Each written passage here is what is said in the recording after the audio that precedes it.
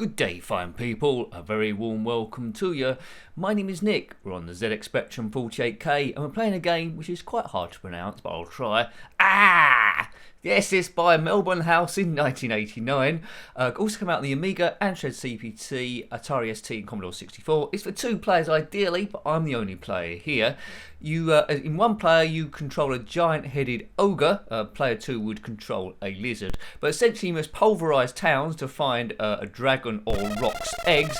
It's over 10 cities. As soon as you found 5 eggs, I think you've won the game. So here I am along the bottom here. So we've come down from the highlands. We've got to smash everything up to find out where the egg is. It's probably going to be up the top. So on the left-hand side, you can see my opponent, who's not here, the lizard. I'm on the right-hand side, the ogre. The red is how much fire we've got left, because we can breathe fire. The white is our strength. It's all a little bit red, so sorry about that. There's humans running around going crazy because an ogre is trying to bust into their village. Here we go. Now, on return to your cave, which hopefully I get to, you might have to fight another monster there. Good, so if you got it, here we go. This is literally my first go as per normal. I'm just smashing stuff at random. There's a lot moving on the screen at the same time. Haven't played this on any other systems. That's something I'm going to need to do. Hooray! Right, smashing. Now, the only other game I can compare this to, which involves a bit of smashing, is Rampage, an arcade conversion, which also came out on the ZXspectrum in 1987. That's seeming a little bit more fun than this at the moment, but I think this game will be a lot more fun in two players, where you're both competing to try and find the egg, wherever it may be. So smash stuff to the ground over 10 different cities. This just looks like it's made up of straw buildings, this one, so quite a basic one. Haven't breathed any of my fire, but maybe I should do, because every time one of those bugs is colliding into me, I'm losing a bit of my white energy. Right, there's a bit of fire there. Fire, I want you to burn. If you played this in two-player, then let me know. Here we go. So Rampage 1987. This isn't Rampage. It's Melbourne House 1989. 3 A's, a G and an H, and a big exclamation mark. Where's the egg? Let me know. There's cannons firing at us, and bugs, and humans running around everywhere, moving all this sort of stuff. That could be an egg. Is it an egg? Is it an egg? Right, I think I picked that up for 1,000 points. It's an egg. Now, I might get to the second level, I might not do. If you had this one back in the day, if you played it, let me know. I'm not quite sure how well it is known. It's not the greatest game in the world, but it animates okay, and I think, oddly enough, there's a sufficient difference in it. Bit of fun for me wanting to play. I mean, Rampage didn't play that great on the Spectrum either. As a kid, it was all about making up extra bits of story there, and I think I would have done in this instance. It's just mindless violence, smashing stuff to pieces. To progress to the next stage, as well as collecting the egg, which we've got now, we need to raise everything to the ground, like a game called Rampage, which I might have mentioned. The white bar is quite low.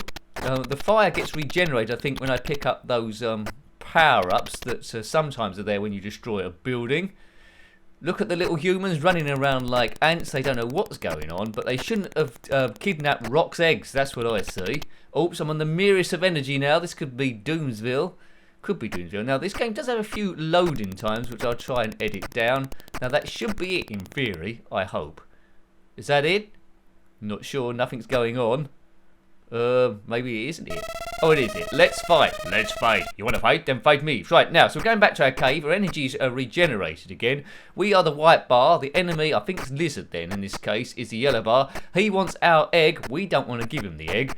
And this is terrible. It's 8-bit, but it looks like it's trying to do 4-bit, which isn't actually a thing. Weirdly, the background is a lot more detailed than these two crazy characters. But they've kept it basic, maybe for speed. The characters are quite big. It moves a lot quicker than Ninja Hamster, this. Looks like I've only got one move, which is basically punch the lizard in the chest. Yeah, let's face it, this game's awful, but it has got a certain charm about it. 1989, it was quite late in the ZXspectrum's run, so I'm not sure how well this would have been perceived. I think reviewers, although I haven't checked, might not have liked it. But anyway, there was a lot of red on the first stage. This one is more yellow. I've got the yellow bar almost down to 0. Take that, big nose. Is he going to go? Just one more punch to the belly. That's it, he's doomed.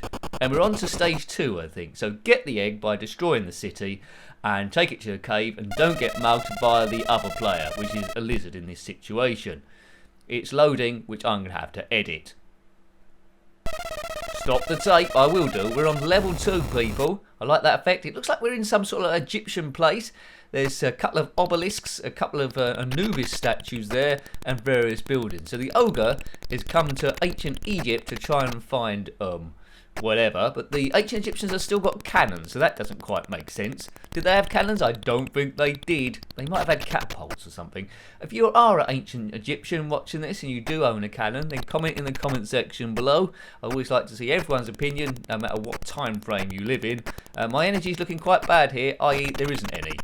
Oh, I'm doomed. He's died. Do I get any more lives, or is that it? Is it just what? Oh, it is. Oh, game over. Rewind the tape. The tape? Well, I might have to. Graphics by Ben Jackson, code by D.S. Whelan and Tom Green. An ABDL production, published by Melbourne House. Stop the tape. Back we go again. So, I don't like the red, to be honest with you. I don't know why they chose red. I would have preferred a white background there, or a yellow, or even a white. Red is a little bit busy, especially red and green. Red and green should never be seen, so that might be giving people a bit of a problem with their eyes. But I was glad that the ancient Egyptian section next was a different colour. So it's all about getting past this little bit. Look at the undergrowth either side, a couple of cool looking trees. So who do you prefer? Do you prefer giant-headed ogres, or do you prefer lizards? Let me know what camp you are in. And why won't this wall fall down? I'm a giant ogre, for Pete's sake. Fall down, you silly wall. If you are a little human living in this town, comment as well. Why are the doors to your buildings so big? Look at the size of the humans running around. Look at the size of the doors to their huts. I think they've done a boo-boo there. It's the tribe of the nincompoops. The tribe of the nincompoops. Boof, boof, boof. If you're liking the channel and this is the first video you've watched and you've clicked on it in error and you like this sort of thing, then please consider subscribing to the channel because it helps the channel grow. If you want to be alerted to when new videos go up, I do put the links on Twitter as well at Jenkins7Nick. But if you want a YouTube alert, then remember to click on the bell. It sometimes works. I don't think it's foolproof, but click on it anyway. Right, burn, baby, burn. Disco 5000, as the song didn't go. Who's controlling these cannons? There's just one little bloke on the back there. I don't know. I think it's a poltergoose cannon.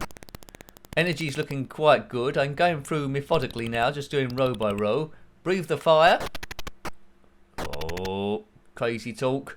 This ogre needs some better clothes, but I'd imagine being a giant ogre, it's very hard to get shoes in your size. Very few people would do that. Hence, that's why he's just wearing our pants like the guy in Street Hustle. But he probably made these himself out of leaves and various other bits.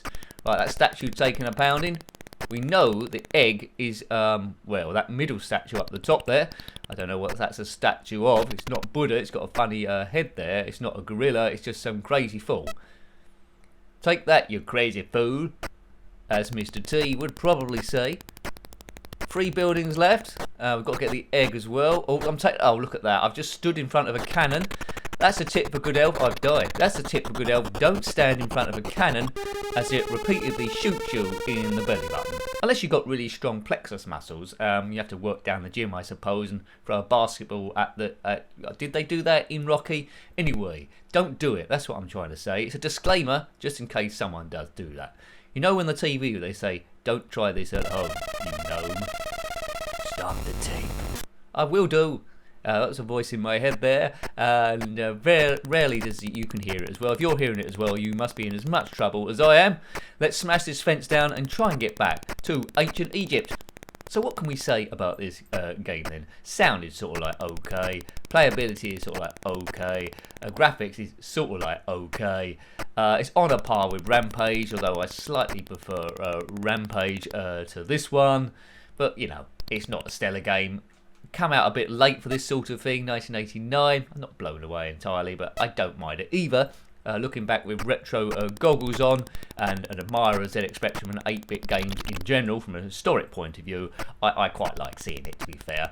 Not saying I want to waste hours and hours on, but it's been coded well. The amount of stuff that's going on at the same time, the energy bar, the fire bar, not many moves to choose from, so the gameplay is quite generic, but lots of bugs moving at the same time, those humans running around, and the collapsing of the houses. There we go. As a kid, I wouldn't have seen all those things because I would have been more stupid than I am now, believe it or not, and I would have just said, I don't like this. But, you know, it's nostalgia, historic view. That's what the review's based on. Based on your first or second go. So I've just conflicted what I've said. It's not based on my first and second go, because as a kid I would have hated the thing. But based on my first and second go now, it's okay. If you want an okay time, then this is the one. Right, go. He can move up and down. This guy can move diagonally. Does a bit of colour clash when he goes in front of the statue. Looks like he's on fire, but he isn't on fire. We're doing much better this time. The energy bar's stronger. We haven't stood in front of a cannon, and that is a good tip for long-term survival. I'm a survivor. Don't step in front of a firing cannon. Poof. Right, okay. That's going down. That should be it now. I think we picked up the egg, didn't we? We picked up something there. Should finish. Or do we need to go back to the bottom again? The people are quite annoyed that I've completely levelled their city. Now it's the lizard full, and we're in this pointless fight because I don't think they land any punches. Maybe it's the first fight that they are particularly useless and get better. My energy bar's on the right, remember. His is on the yellow. If you go in as player 2, which I think you can do probably, you will control the lizard and fight the ogre. I think Rampage you could have a choice of 3 players, couldn't you really? But this one is just the 2. Yeah, graphics scaled up, but now I've got used to these fighting graphics. Sort of like okay, but it looks like we're zoomed in or really close up. They could have been a bit more heavily defined, or maybe they couldn't. Maybe it would have slowed down a bit too much. I've got this fella. Just one more punch. Come on. Let me punch you in the belly button, giant lizard fool alien. Right. I mean, do lizards and giant ogres not get on generally? I'm very interested to see how this plays out on the Amiga, especially this bit of the game. I'll have to get that on the list to cover. I'm expecting it to be awful, but don't prejudge. It might be better. I've won. You've won the fight. Congratulations. The winner. Winner takes it all. Losers decompose into some sort of sprite ball. Do-do-do-do-do. I often go off on a tangent. That's the sort of thing I do. Big thank you to the members as well, which is keeping the channel running. If you want to become a member, get access to the members section, then please click on the join button. Doesn't commit you straight away. There's a guy doing a video. It tells you a bit more about it. There we go. Right, ancient Egypt. Let's try and do a bit better this time. As we punch that bug in the face, or is it a scarab beetle? I think it's just a bug. Anubis. Anubis, the god of the afterlife and the underworld. Not sure if he's watching. The ancient Egyptians did have a lot of gods for everything. Quite often they had the body of one thing and the head of another thing. The body of an octopus and the head of the head of an octopus and the body of a washing machine, or the head of a seagull, or the body of a tap dancer. It had lots of different gods. I don't know what the tap dancing one was. The god of biscuits or something. It's a complicated stuff. I'm no Egyptologist, but make up your favourite Egyptian god below. Remember, you need the body of one thing and the head of another thing, and then you need to make up what it's a god of. God of basketball, god of biscuits, as I say, and there you go. You can make up your own mythology in ancient Egypt. Right. Don't mention me when you go for your therapy session or your psychiatry. Just don't mention this channel at all. I don't want to be part of it. Oh, I've died. That'll teach me for jibber jabbering. It's game over again. Well, I think we've seen enough of that. It's an okay game, as I say. Bit middle of the road. Does what it should do without going beyond. That's on the ZXspectrum 48K, published by Melbourne House in 1989. Got any comments about this game, similar games, or anything retro, then please put that below. You're always more than welcome. Until next time, take great care of yourself, and a very fond goodbye. Goodbye.